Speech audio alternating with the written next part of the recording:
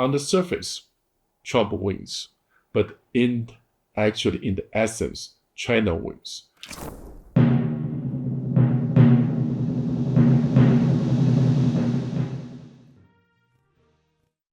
Hello, welcome. Thanks for joining us. My name is Kevin Rosenquist. I am here with Jason Ho and Moe Fukada. Moe, Jason, great to see you guys again. Thank you. Happy to see you again.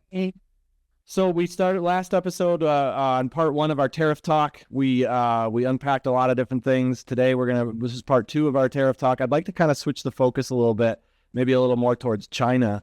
One of the things I think is interesting is that a lot of other countries, supposedly, according to the Trump administration, came to the negotiating table, wanted to negotiate, wanted to like figure out a way to stop these tariffs. China was like, whatever, I don't care. We're just going to put tariffs on you too. They didn't back down or anything like that. Jason, do you think they will, or are they just going to play hardball no matter what Donald Trump does? China will not budge. I will always talk about use tariff to talk to China. This is billionaires thinking, because billionaires, they don't live like usual people like us. They live very different world. And for Trump and imposing tariffs and today and removing tariffs tomorrow, it doesn't matter, because he still live regular life. For billionaires, they have enough resources, have enough money. They can do whatever they want. They can live a life whatever they like. But for usual people like us, we are worried. If the supermarket the price just raised, don't say $1, just raised a few cents, 50 cents, we will notice, because we have to calculate our money very carefully. We have to be very careful to calculate all our expenses. And when billionaire says, oh, okay, we just put the tariffs and the price going higher, and that's your matters, because I still live a very good life. But for us, for ordinary people, this is very painful things. Stock market going up, going down. Maybe for most people, they don't have enough savings, and they don't have any chance to any investment. So they don't involve those financial activities. Maybe they don't care. But what they care the most is daily lives. And what usually people need, they need a stability. So when Trump and imposing tariffs and raising tariffs, removing tariffs against foreign nations, especially China, the most impact is not China. It's usual people, usual American. Then we come back to China. Does China care? Why China need to care? And first, we need to be more specific. Why China Communist Party cares? China's Communist Party, they don't care. And the people live good, live bad, it doesn't matter. Past 4 years, 40 million, and the Chinese mid-sized, small-sized company went bankrupt. Does any effect to the Chinese Communist Party power? No, there's no effect at all. They still very much in power. And I explained in last episode, and the most effect on tariffs and most export from China to the US, there are a lot of foreign companies, factors. And 2021, 6 out of 10, the top 10, the export companies from China to the US, they are Taiwanese companies. And most Chinese industry, and they have a heavy export, make China become more worldwide factories. They are most foreign companies. For that sense, China itself, the local economy, and no matter it's good or bad, this is not related to the tariffs. If China can make a good income from the foreign countries, from the trade partners, because from the China exports, from the export supplies, Chinese people won't feel a bit of it. Chinese people is unrelated to those things. Likewise, if China export becoming weakened, becoming damaged or penalized, the same thing, the Chinese people, their life won't have any changes. And their concern is still how to meet their daily lives, how to have money and to pay for tomorrow's and all the expenses, and all the young people worry about if they can find a job or not. So this is Chinese reality. They have enough things to worry about. So when Trump imposed the tariff against China, definitely China won't budge. But there's a very dangerous and gambling ongoing. If China wins, the consequence is huge because, yes, mega people supporting Trump strongly. But if China wins, I don't think that can erase mega people's disappointment. And once they disappoint about the Trump strategy not affecting to China, definitely will be angry. Does Trump knows that? Yes, Trump knows that very well. So I'm worried the most. Trump may want to looking for something on the surface. Trump wins, but in the essence, China wins.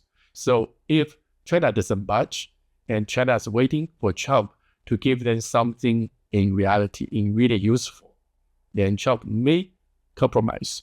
But in the surface, in China will declare U.S. wins, Trump is so wonderful, and Trump is so great, and so we will back up on this, back up on that. But in the end, just scratch the surface. China doesn't have anything to lose. I think that's the most possible outcome between Trump and China when use tariffs play the negotiation power to try to set economy relationship straight. What does China win? What does the China win look like? What means? How would we say? Oh, look, China won. And China wants is to influence the U.S. society strongly. So when China wins, and you will see so many billionaires, and they can do more business in the U.S. China is smart; they won't use their own name. And we talk about BlackRock. BlackRock is very, very powerful fund, the most powerful fund, but they have a strong China interest. And not only the BlackRock, we can see all the billionaires, George Soros, Bill Gates, Jeff Bezos, Zuckerberg, even Elon Musk himself, those billionaires. And no matter is this very obviously or is not so obvious, and they play a lot of China interest. So when China want to get the control on the U.S., for example, TSMC is a good case, because before Trump talked about the semiconductor, is so much and the terrible issues, and Taiwanese steer the U.S. semiconductor, the chip business away, and Trump see that repeatedly. But in the end, Trump invited the TSMC, the world's largest semiconductor companies.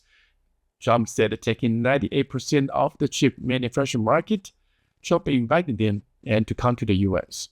So on the surface, Trump wins. TSMC want to invest the U.S. and the billions. They talk about 100 billions, 200 billions, even 500 billions US dollars in the U.S. for the semiconductor growth. But in essence, and TSMC has their people taking over Intel. They're taking away the technology for free. And now we have the rumors TSMC want to take the U.S. more advanced carbon semiconductor technology away. And that technology is 2 generations ahead of TSMC silicon semiconductor technology.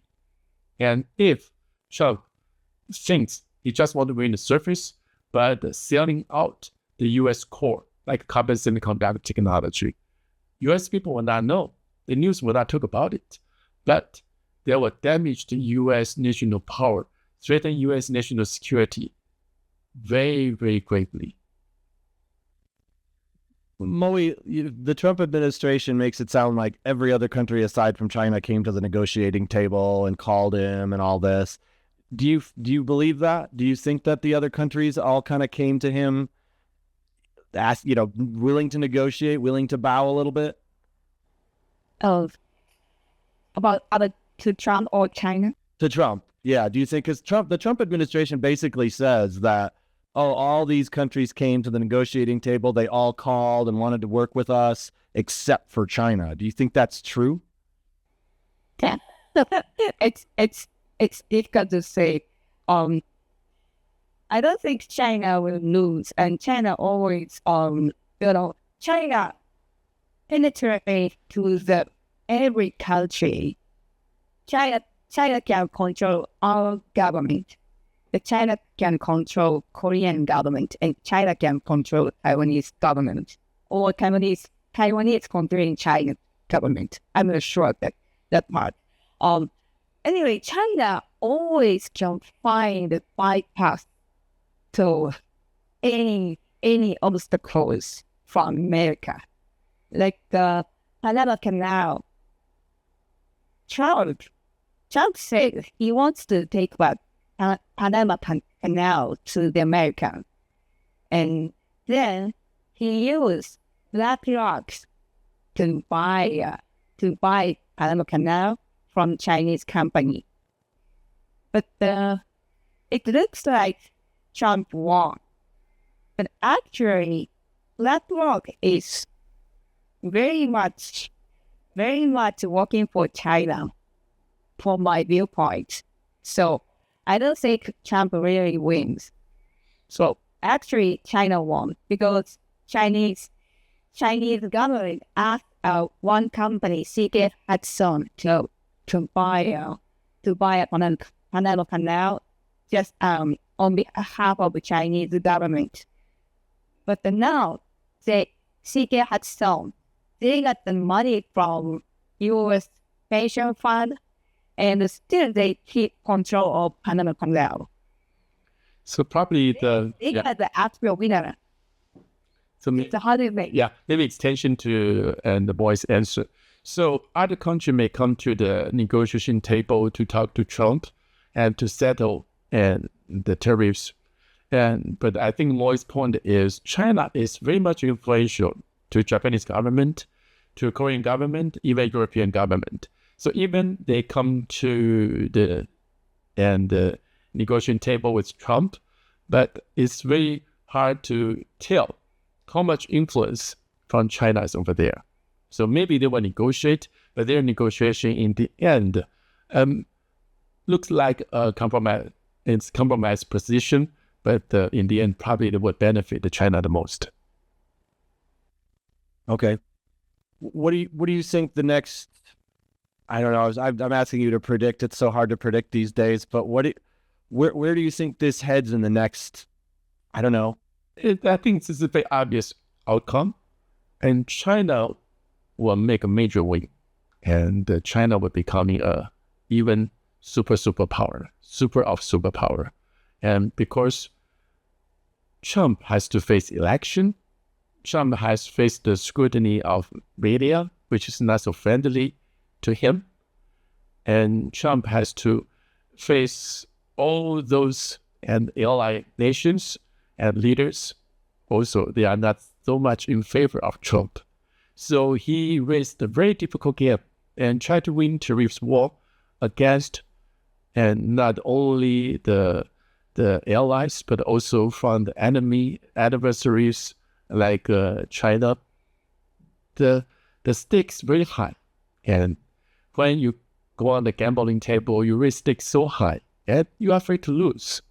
And for politicians, for billionaires, they never lose because they know we will lose. Just how we describe what's happening, doesn't reflect reality.